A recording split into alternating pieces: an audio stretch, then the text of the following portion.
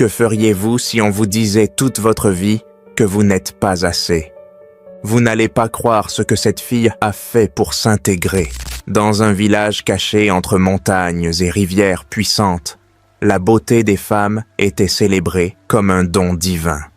Là-bas, une norme dominait la vie de ses habitants, la taille des seins. Les gros seins étaient considérés comme un symbole de fertilité, de prospérité et de grâce. Les femmes qui répondaient à cet idéal marchaient pince-yeux fièrement, parées de colliers qui mettaient en valeur leur silhouette. Cependant, parmi tous, il y avait une exception, Nala. Sa poitrine plate non seulement la rendait différente, mais pour les gens, c'était un affront à l'ordre naturel. Hadiza, la femme la plus influente de la ville, se chargeait de lui rappeler chaque jour son défaut. Avec sa silhouette imposante et sa langue acérée comme un poignard, Hadiza dirigeait les réunions communautaires où elle ne manquait jamais une occasion d'humilier Nala. Sa voix résonnait sur le marché, accompagnée de rires moqueurs. « Comment peux-tu t'appeler une femme si tu n'as même rien à montrer ?» dit-il, son sourire aussi venimeux que ses paroles.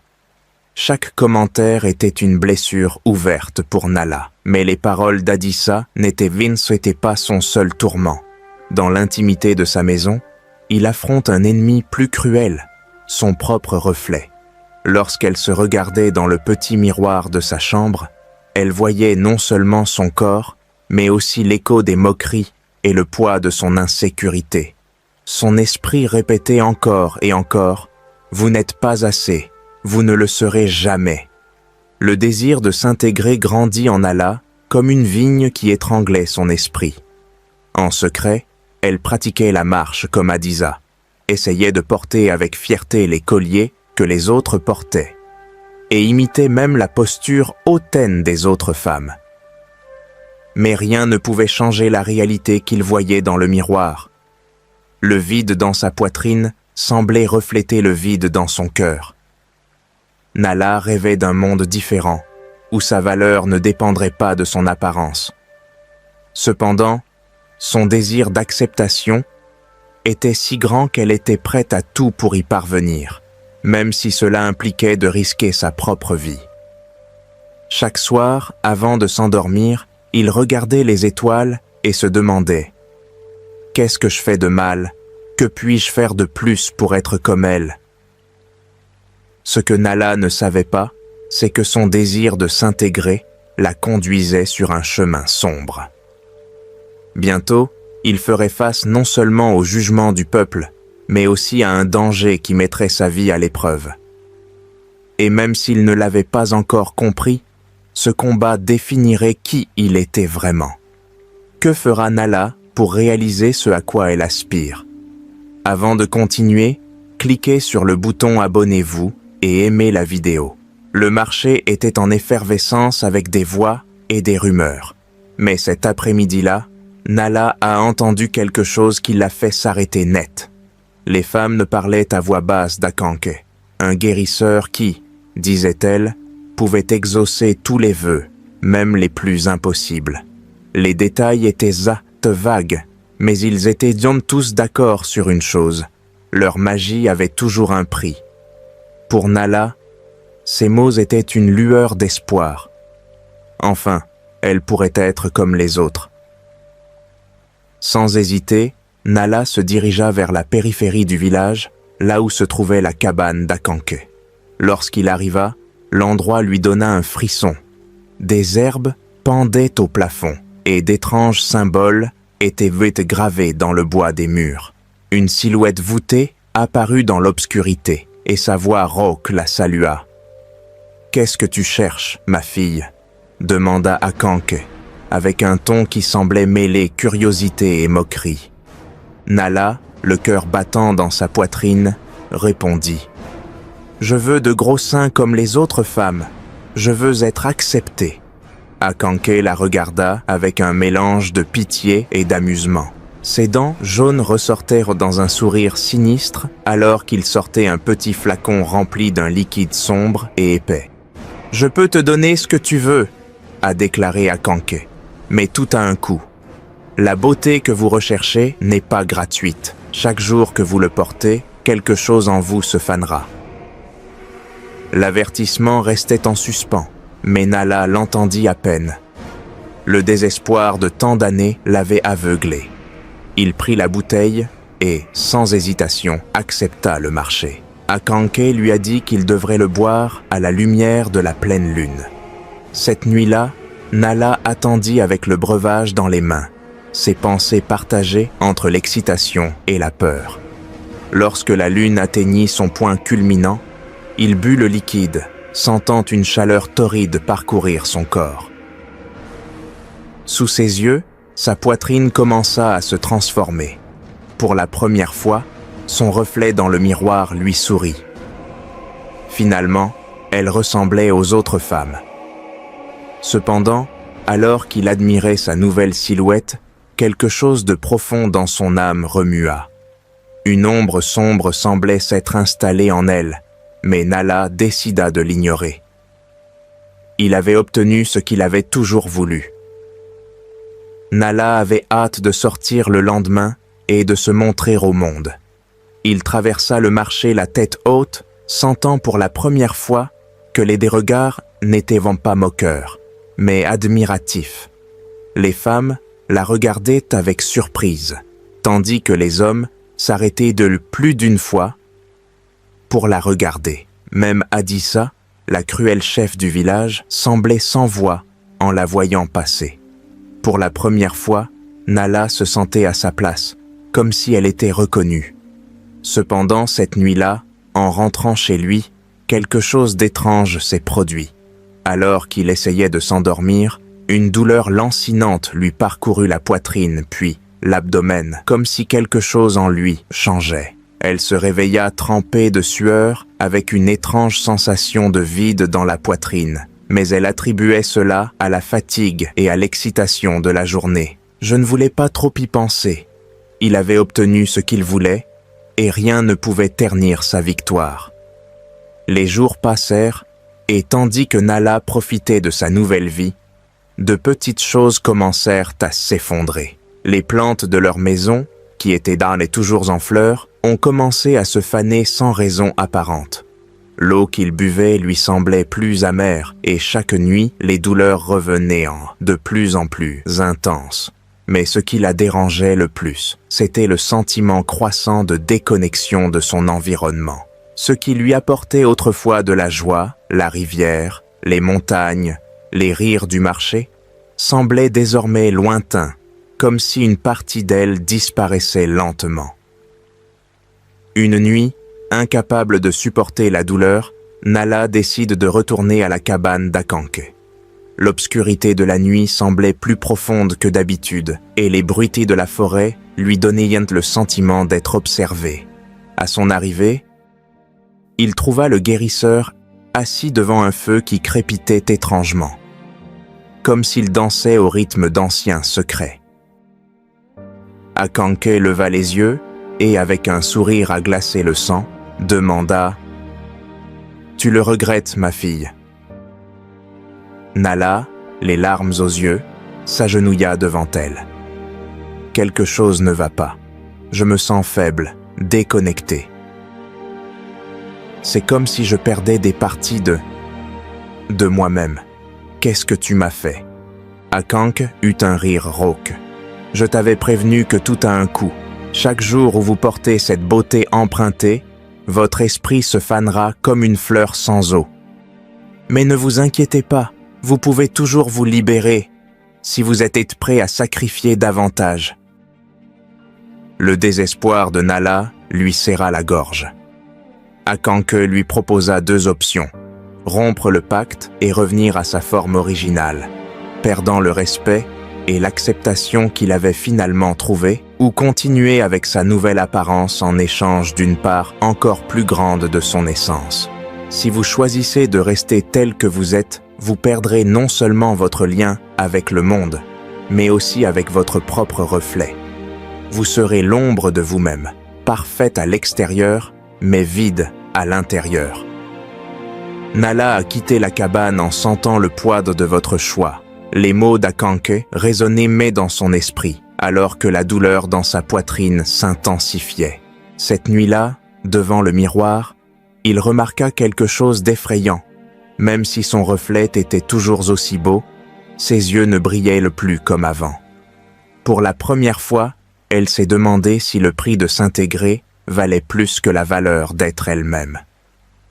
Aimez-vous la vidéo? Alors donnez-lui un like et continuez à regarder. Nala se dirigea vers le centre du marché la tête haute.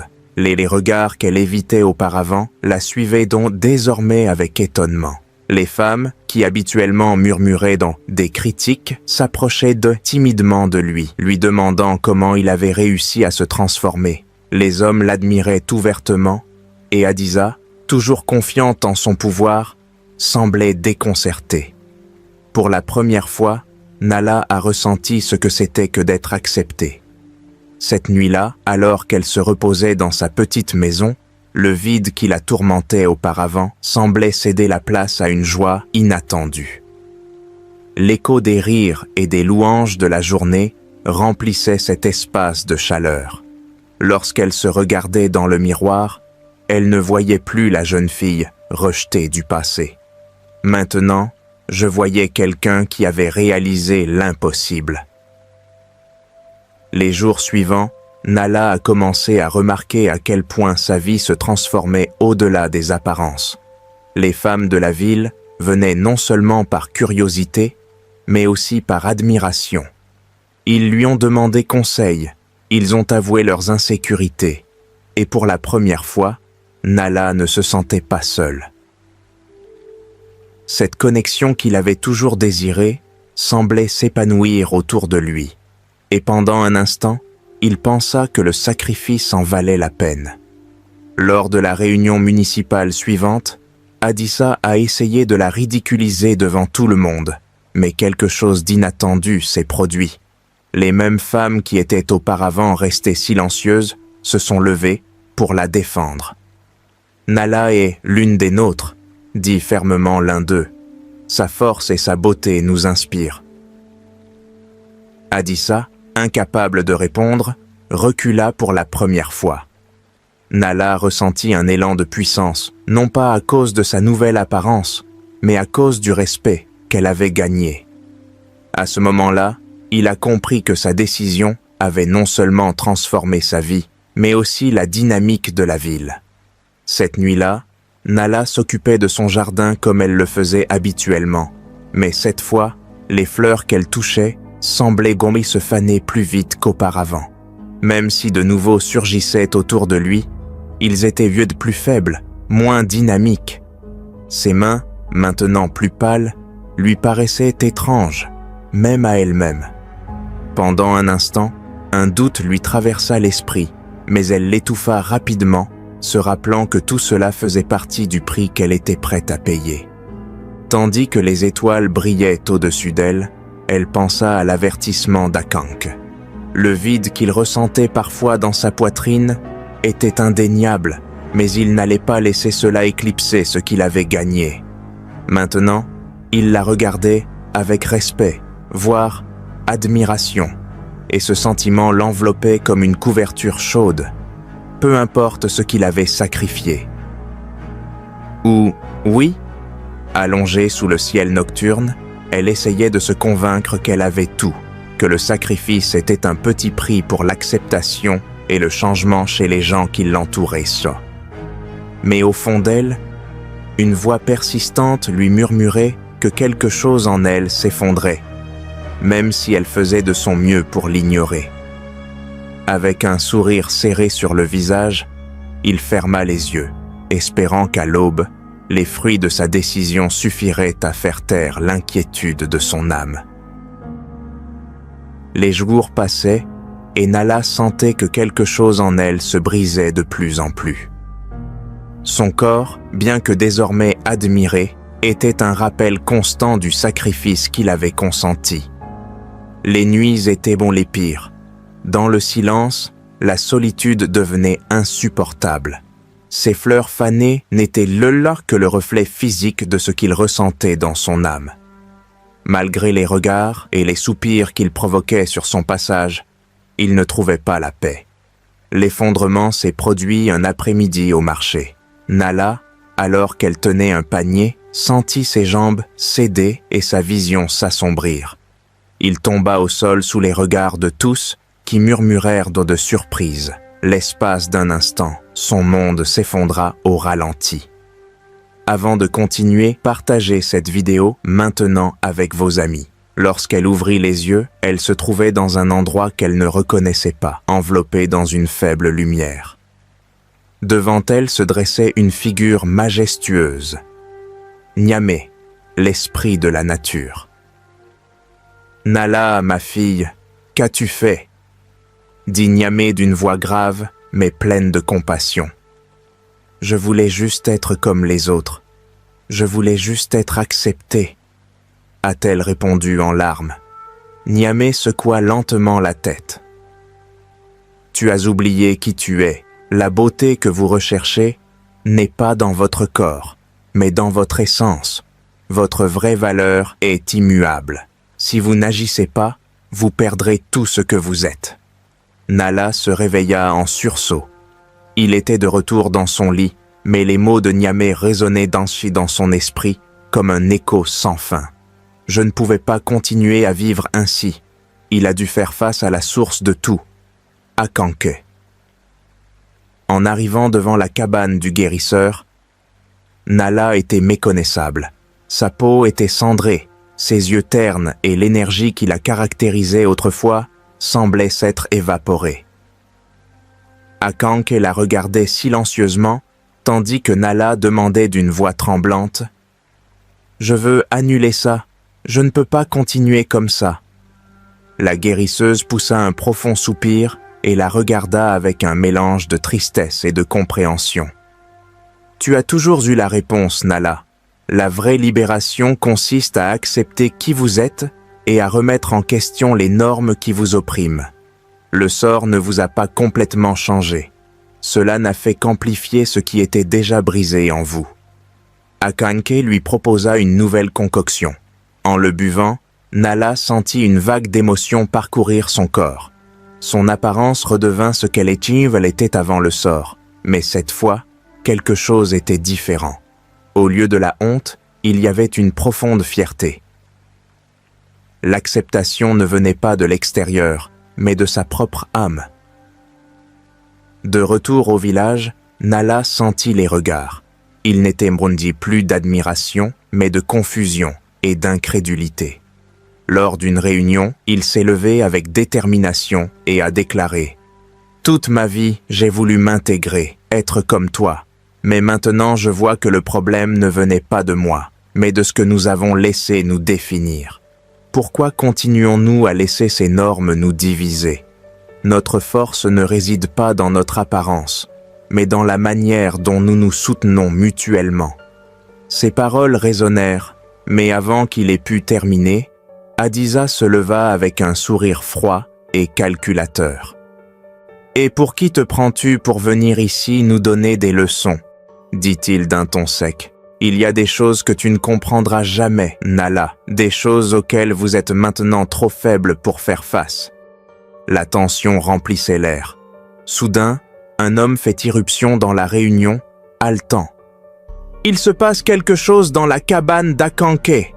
cria-t-il, les yeux fous. « Quelque chose qui ne devrait pas être là. » Nala sentit un frisson lui parcourir le dos.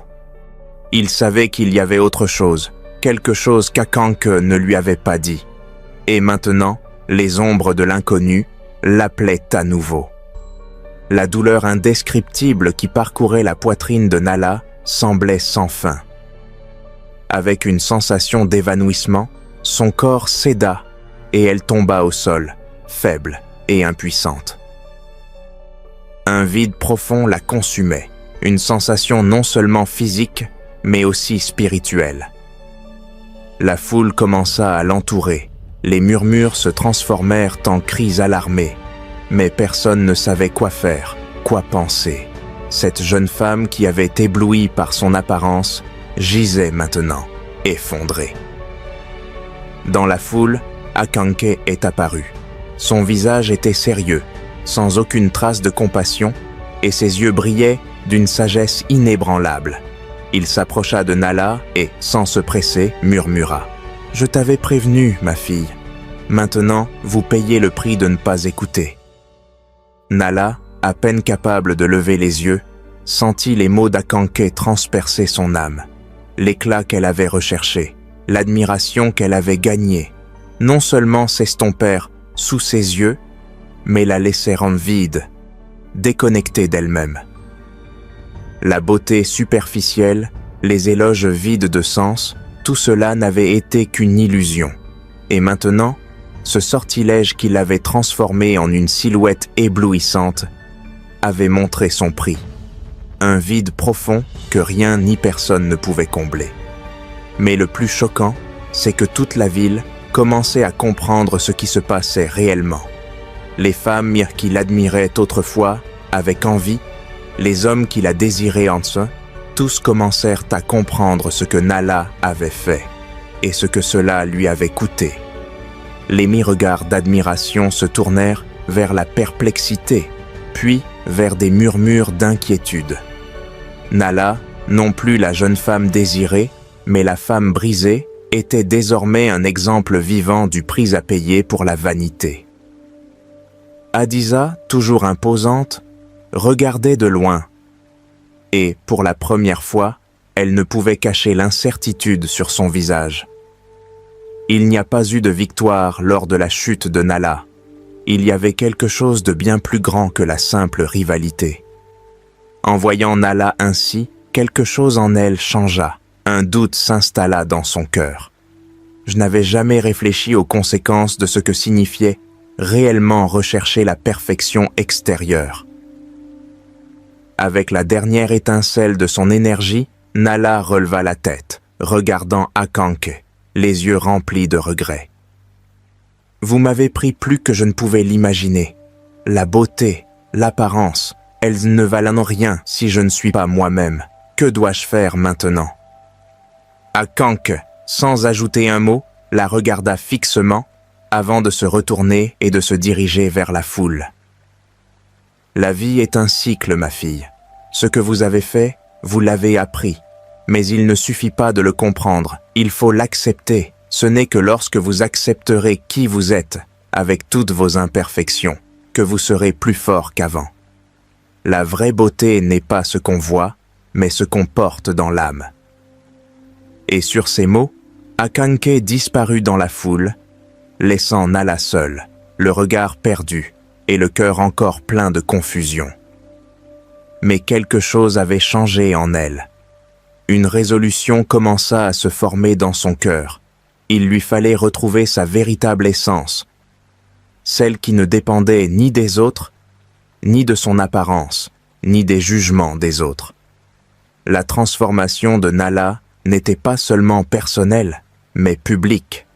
La ville entière a été témoin de sa chute, mais aussi de sa douleur. L'expérience karmique qu'il a vécue est devenue un miroir pour chacun. Les mêmes personnes qui l'idolâtraient auparavant comprenaient désormais qu'aucune magie ni aucun pouvoir ne pouvait remplacer l'authenticité et l'humilité. La vraie beauté n'est pas ce qui se montre, mais ce qui émane de l'être intérieur.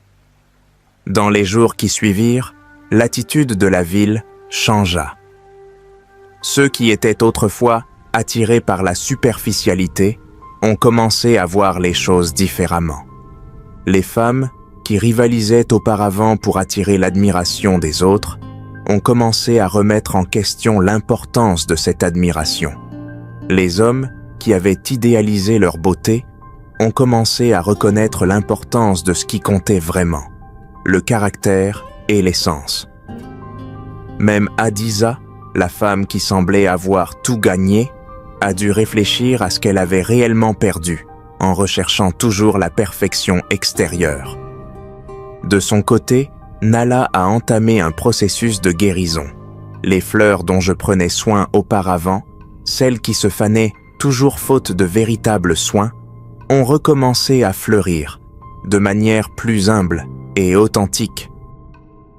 Les animaux revinrent, sans crainte, comme s'ils reconnaissaient eux aussi la transformation de leur être.